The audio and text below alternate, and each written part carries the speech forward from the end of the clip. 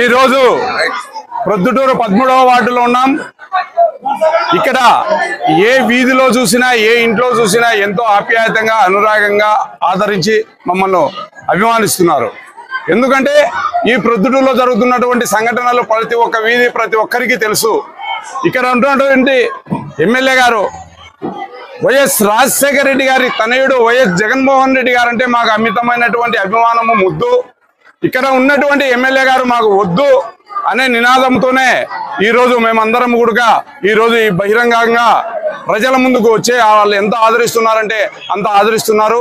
గౌరవ ముఖ్యమంత్రి వర్యులు ఇప్పుడు ఈ స్పందన, ఈ ప్రజాభిమానం చూసి ఖచ్చితంగా ప్రొద్దుటూరులో టికెట్ మార్పు జరగకపోతే చాలా నష్టం అనుభవించాల్సింది వస్తుంది. కనుక గౌరవ ముఖ్యమంత్రి వర్యులు వైఎస్ జగన్మోహన్ రెడ్డి గారు ఖచ్చితంగా ఈ ప్రొద్దుటూరు గురించి ఆయనకు అన్ని విషయాలు తెలుసు.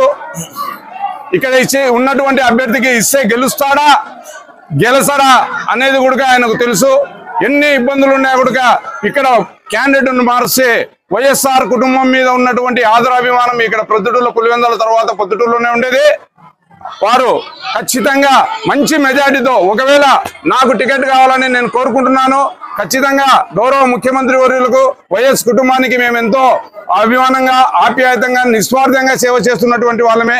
ఒకవేళ మాకు కిందక రాకపోతే వైఎస్ఆర్ కుటుంబంలో అయినా ఎవరికి ఇచ్చినా కూడా మేమందరము కూడా ఇర్ఫాన్ అయితేనేమి, మురళి అయితేనేమి, లక్ష్మీరెడ్డి అయితేనేమి ప్రతి ఒక్కరము, మున్నీర్ గాని భాస్కర్ గాని ఎమ్మెల్సీతో కూడా అందరం కలిసికట్టుగా పని చేసి ఈ ప్రొద్దుటూరులో 30-35 మెజారిటీ ఖచ్చితంగా తెప్పిస్తామని చెప్తున్నాను.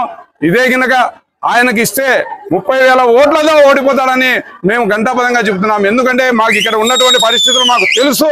కనుక వైఎస్ జగన్మోహన్ రెడ్డి గారు ముఖ్యమంత్రి వర్యులు, మా అభిమాన నాయకులు ఖచ్చితంగా ఈ ప్రొద్దుటూరులో ఎవరినైనా పరిశీలించి ఎంక్వైరీ చేసి చూసి కనుక టికెట్ ఇస్తే బాగుంటుందని చెప్పి నేను ఘంటాపదంగా తెలియజేసుకుంటూ, నాతో నడిచినటువంటి ఈరోజు ఇక్కడికి వచ్చేసి ఈ వార్డులో ప్రతి ఒక్క ఇంటికి పోతే ఎక్కడ చూసినా నన్ను ఆదరించినటువంటి వారికి, నాతోటి నడిచినటువంటి వారి మా అందరికీ, మీడియా మిత్రులకు ప్రతి ఒక్కరికి పేరు పేరున హృదయపూర్వక పేరు పేరున ధన్యవాదాలు తెలియజేసుకుంటూ సెలవు